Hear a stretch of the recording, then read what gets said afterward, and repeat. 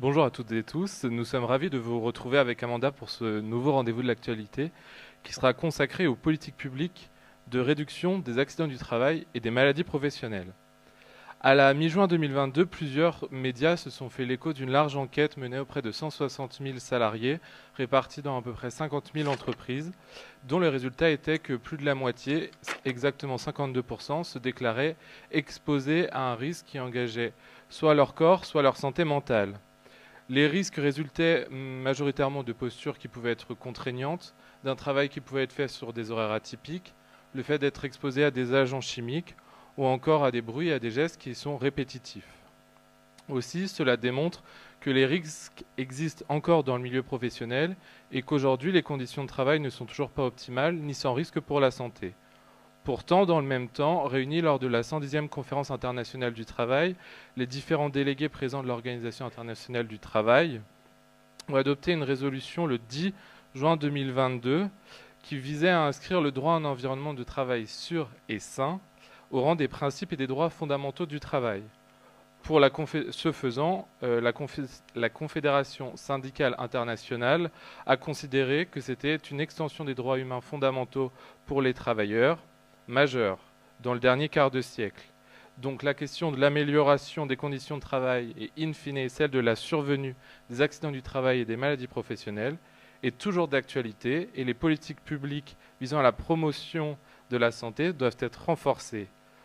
Amanda, aujourd'hui, comment fonctionne le système de lutte contre les accidents du travail et des maladies professionnelles?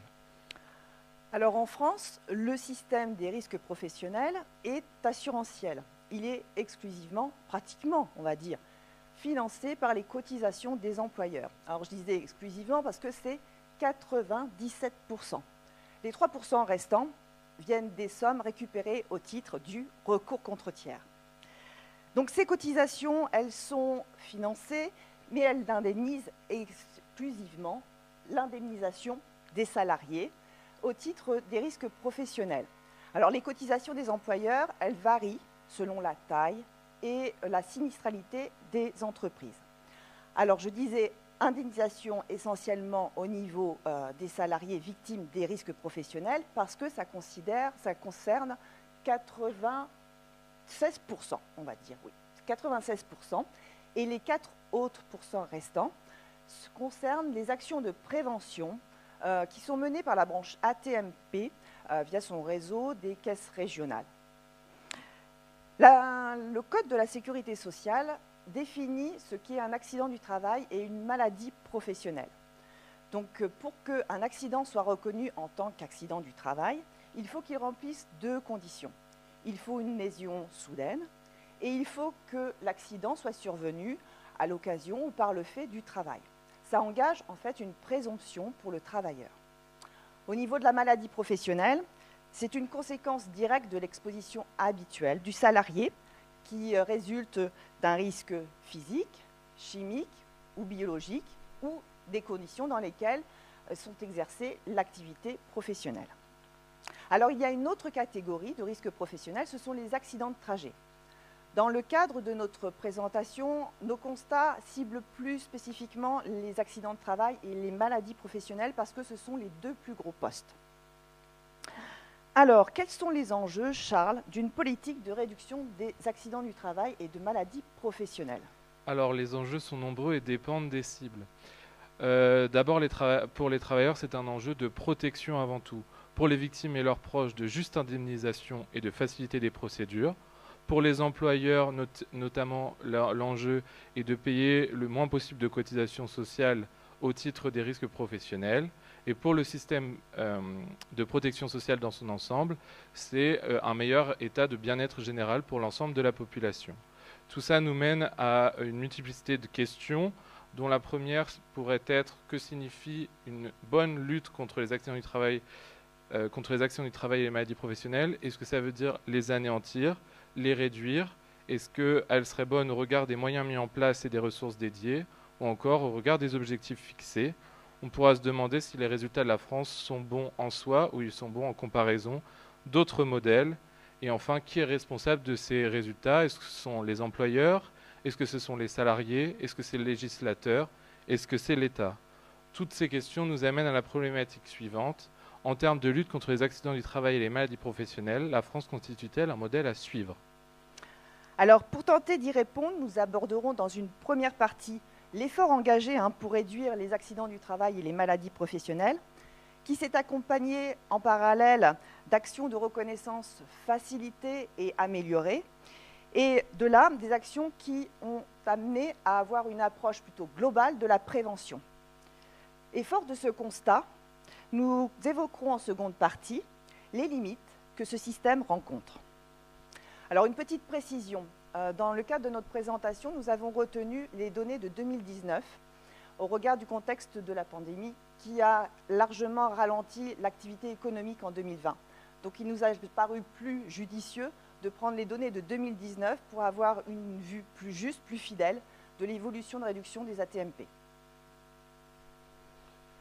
Donc d'abord, une politique française de réduction progressive des accidents du travail et des maladies professionnelles. Donc comme vous voyez sur la slide, en 60 ans, on a une réduction de l'indice de fréquence importante en France. Donc l'indice de fréquence étant calculé par le nombre d'accidents du travail pour 1000 salariés. Donc alors que dans ces 60 ans, on a un nombre de salariés qui a augmenté de 119%, on a un indice de fréquence qui, lui, a baissé de 40%, passant de plus d'1 million en 1955 à moins de 630 000 en 2014. Donc ça, ces chiffres sont le résultat d'une politique active française de longue date des pouvoirs publics français de réduction des accidents du travail et des maladies professionnelles, qui s'est structurée en deux phases principales. La première étant au XIXe siècle, avec l'idée de protéger les populations les plus vulnérables et de responsabiliser l'employeur au niveau des accidents du travail et des maladies professionnelles avec la loi du 9 avril 1998, et une seconde phase qui s'ouvre après 1945 avec la mise en place de la sécurité sociale et sa structuration progressive en diverses branches, dont la branche AT-MP, la création de la médecine du travail et des comités d'hygiène et de sécurité dans les entreprises. Enfin, si on compare cette politique, c'est la fréquence des accidents du travail, on peut voir entre la France et l'Allemagne que de 2012 à 2019, les résultats français étaient systématiquement meilleurs que les résultats allemands. Nous faisons nous dire que finalement la politique française de lutte contre les accidents du travail et des maladies professionnelles a des résultats qui sont encourageants. Amanda peut maintenant nous parler de la reconnaissance des maladies professionnelles. Oui, un autre pan de la politique de risque professionnel consiste à améliorer leur reconnaissance et également à prendre en compte leur évolution. De manière globale, on peut dire que la France reconnaît assez bien les risques professionnels. Donc sur le tableau qui s'affiche à vos écrans, on voit donc un nombre assez conséquent de demandes de reconnaissance, que ce soit au titre d'accident du travail ou de maladie professionnelle. Et on peut en voir que les taux de reconnaissance sont assez forts. Par exemple, pour accident du travail, on est à 94% de reconnaissance, alors que pour les maladies professionnelles, également 61% reconnaissance. Ce sont des forts taux, parce que par rapport à une étude comparative en Europe, en l'occurrence en se comparant à l'Allemagne, pour 100 000 assurés, on va avoir en France 258 maladies professionnelles qui vont être reconnues, alors qu'en Allemagne, ce ne sera que 81 maladies professionnelles reconnues. Alors on explique cet écart souvent par l'existence des tableaux de maladies professionnelles qui engagent une présomption à la faveur des travailleurs et qui permet de faciliter la reconnaissance. Je disais que la reconnaissance, cette politique de vouloir reconnaître bien, faciliter, c'était également pour prendre en compte l'évolution des risques professionnels que l'on constate sur nos conditions de travail. On peut prendre l'exemple par rapport à la pandémie. Il y a un tableau aujourd'hui qui reconnaît pour les personnels soignants qui sont affectés des conséquences de la Covid-19, d'un tableau qui leur permet d'avoir une présomption de reconnaissance. Cette capacité aussi de prendre en compte les nouveaux risques ou l'amélioration de la reconnaissance se voit par rapport à l'existence d'une procédure complémentaire qui existe et qui fait intervenir une commission régionale de reconnaissance des maladies professionnelles qui permet à un travailleur, en fait, de faire reconnaître une lésion qu'il a eue d'origine professionnelle, mais qui n'est pas forcément inclus dans le tableau de maladies professionnelles. Donc la politique s'est construite en améliorant les conditions de travail, en érigeant de nouvelles règles de sécurité, en créant des instances, tout en améliorant leur reconnaissance. Et de là est née une approche globale de prévention des accidents du travail et de maladies professionnelles.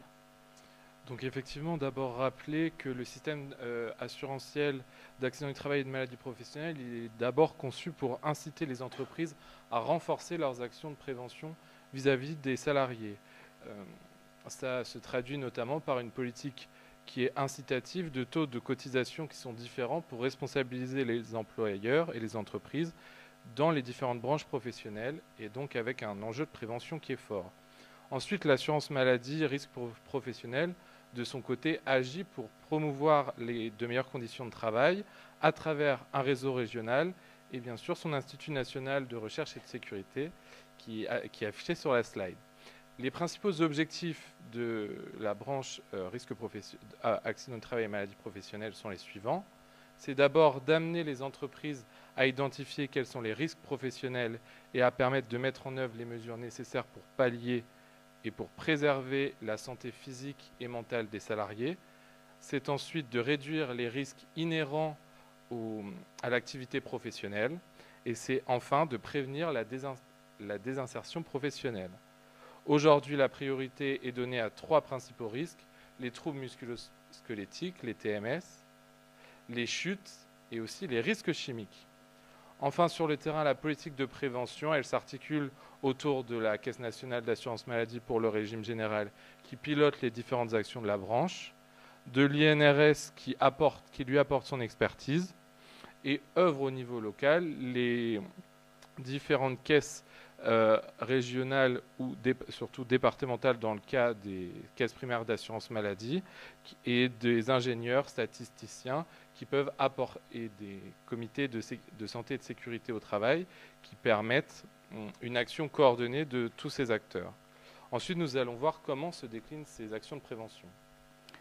Alors la politique de prévention se décline surtout à travers de grands principes.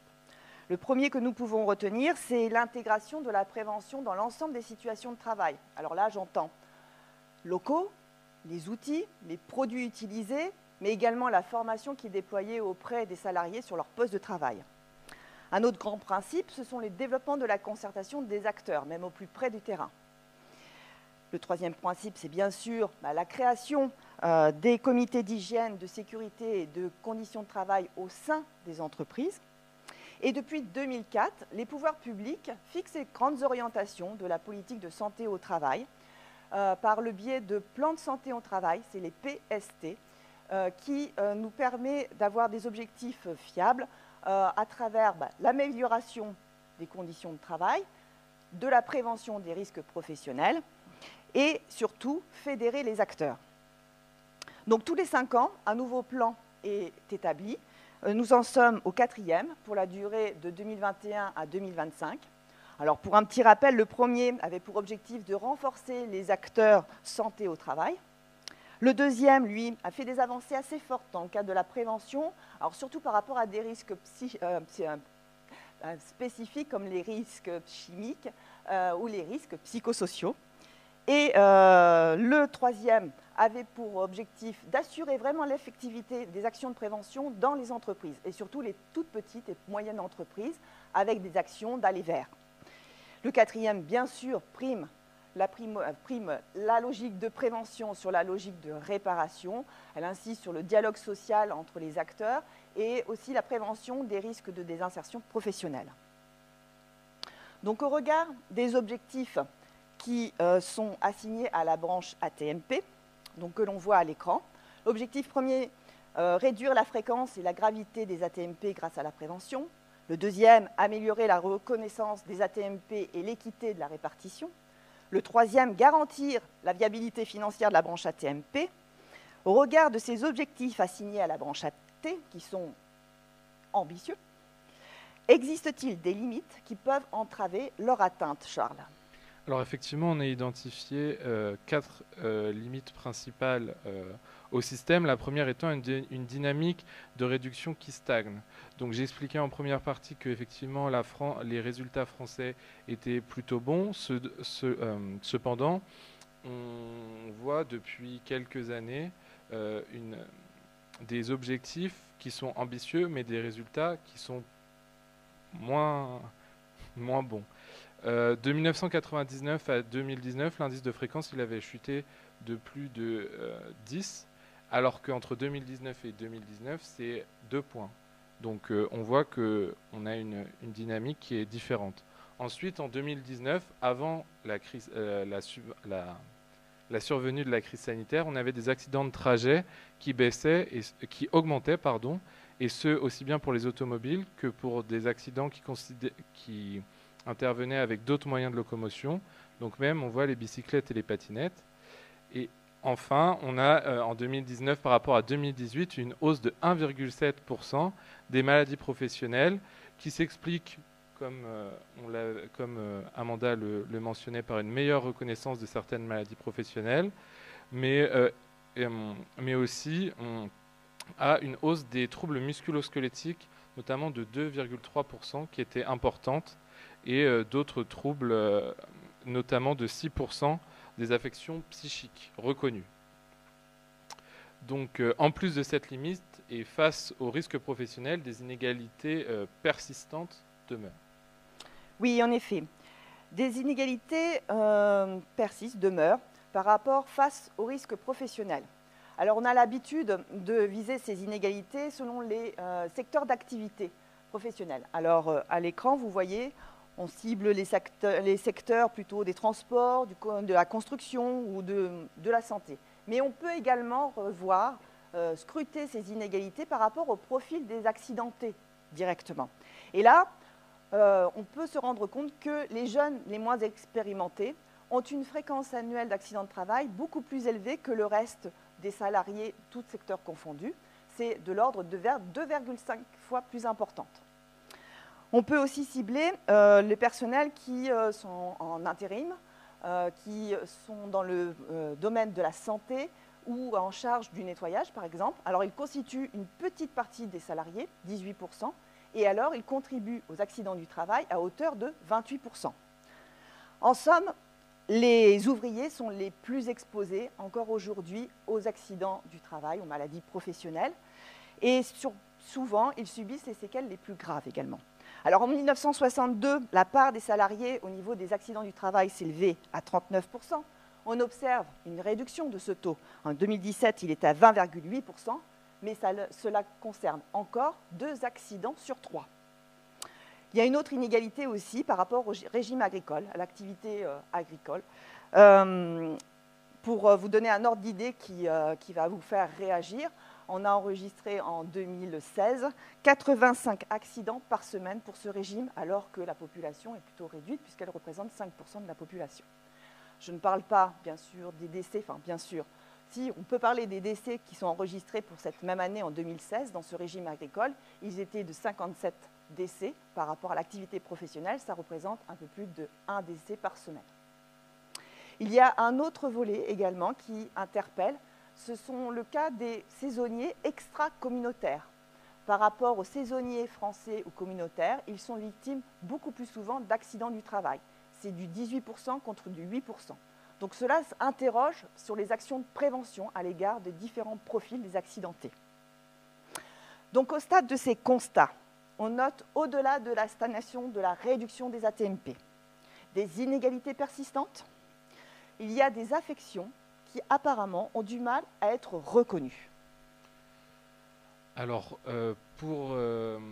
donc Amanda disait, on a quand même en France de meilleurs résultats que l'Allemagne, par exemple, de reconnaissance des maladies professionnelles, mais parfois les résultats français sont estimés comme étant insatisfaisants.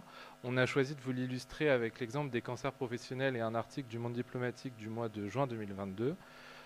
Selon cet article, alors que les spécialistes établissent un lien entre le travail et les cancers de l'ordre de 50 à 80 000 par an, on en aurait 2 000 seulement qui sont à ce jour reconnus par les caisses primaires d'assurance maladie, dont 80% pour des cancers qui sont liés à l'amiante.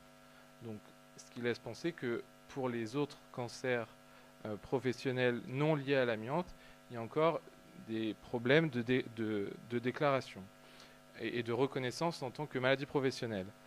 Pour les journalistes, les raisons sont multiples. Donc, contrairement aux accidents du travail, c'est à la personne malade d'engager les démarches de reconnaissance, qui sont parfois longues et pénibles, en plus d'une maladie qui l'est tout autant, d'ailleurs plus. De plus, on a une grande partie du corps médical dont la formation serait insuffisante et qui ne rédige pas les certificats médicaux indispensables à ces démarches par manque de temps ou parfois par ignorance, donc par manque de formation. Et enfin, le fait même de prouver l'imputabilité liée au milieu professionnel est souvent très difficile, puisque les personnes, comme le disait Amanda, on a des inégalités sociales qui sont persistantes. Souvent, les personnes qui sont exposées à des agents chimiques ou à des carrières pénibles ont parfois des carrières qui sont également hachées, avec des périodes d'inactivité, et parfois même avec des périodes où l'activité n'est pas déclarée, posant problème ensuite pour faire reconnaître leur cancer comme une maladie professionnelle. Aussi, l'article relaie le fait que certaines associations contribuent aujourd'hui à essayer de faire évoluer les tableaux de reconnaissance des maladies professionnelles pour que ce soit plus facile pour les victimes d'être indemnisées et que leur maladie soit reconnue. En plus des limites citées, Amanda, face à quel risque le système français peut être exposé? Alors, tout simplement, de nouveaux risques professionnels. Alors, tout bonnement, on entend parler des affections psychiques au travail. Ils sont en hausse depuis ces dernières années, très fortement. En 2021, c'est 37% de demandes de reconnaissance en plus qui ont été enregistrées par rapport à 2019. Alors, c'est sûr, on peut faire la référence à la pandémie par rapport à cette période. Ceci dit, on ne peut s'empêcher de faire le rapprochement avec l'intensité des conditions de travail qui sont observées aujourd'hui dans le monde. Et à cette occasion, en mai 2021, l'Organisation mondiale de la santé et l'Organisation internationale du travail ont publié une étude qui centre leur étude sur 19 facteurs qui génèrent des risques professionnels. Parmi ces facteurs, on a l'exposition à de longues heures de travail, on a aussi l'exposition aux pollutions atmosphériques, aux agents cancérogènes, au bruit, etc. Et donc, si on reprend l'exposition à de longues heures de travail, ces organismes mettent en avant que aujourd'hui, ce facteur de risque est la plus grande charge de morbidité au travail. Par rapport à une cardiopathie, plus de 41% de décès ont été relevés par rapport à ce facteur de risque. Parmi les nouveaux risques, on peut également citer ceux qui sont liés aux enjeux sanitaires émergents. On peut penser aux expositions aux substances dangereuses. Je pense au plomb, qui est utilisé dans les nouvelles technologies renouvelables, la production de batteries. On peut parler aussi du dérèglement climatique.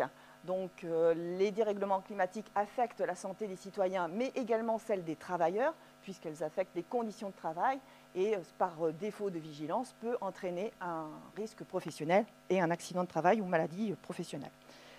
Et on peut également évoquer l'évolution des formes de travail. Aujourd'hui, avec le travail à distance, l'emploi de technologies expose les travailleurs au rayonnement optique, par exemple. C'est peut-être une analyse qu'il va falloir mener pour savoir les conséquences sur la santé au travail.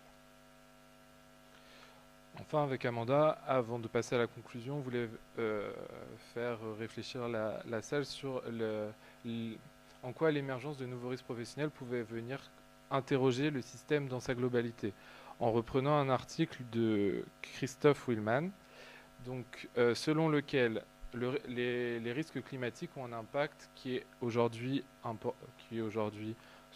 sans doute important, mais qui va s'accélérer avec le réchauffement climatique, exposant les salariés à des risques qui ne relèvent pas simplement de la responsabilité de l'employeur, à savoir de fortes températures, une pollution atmosphérique qui est très importante, des contaminations qui peuvent être diverses suite à des contaminations extérieures. Et il nous dit que puisque l'employeur n'est pas responsable uniquement, mais c'est plutôt l'ensemble du système et du modèle économique, peut-être le fait que l'employeur doive cotiser pour la branche devient quelque chose qui est désuet, en tout cas en partie, et que ce serait plutôt à l'État, par le biais de l'impôt, puisque c'est la société dans son ensemble qui est responsable de la survenue de ces nouveaux risques professionnels, en tout cas qui interviennent au travail. Et donc ça interroge sur le futur d'une branche qui ne serait plus forcément qui ne relèveraient plus forcément de la sécurité sociale, ou en tout cas dont les financements pourraient être en partie étatisés. Et cela démontre à quel point la survenue des nouveaux risques peut avoir un impact majeur sur le système dans son ensemble, dans le financement, et ensuite peut-être dans sa gouvernance. Alors oui, en effet, les enjeux à venir par rapport aux nouveaux risques professionnels interrogent sur la part de la responsabilité des employeurs. Toutefois, il faut évaluer la politique de prévention et de réparation des AT-MP telle qu'elle est organisée aujourd'hui et à l'aune des indicateurs associés aux 3 grands objectifs qui lui sont assignés.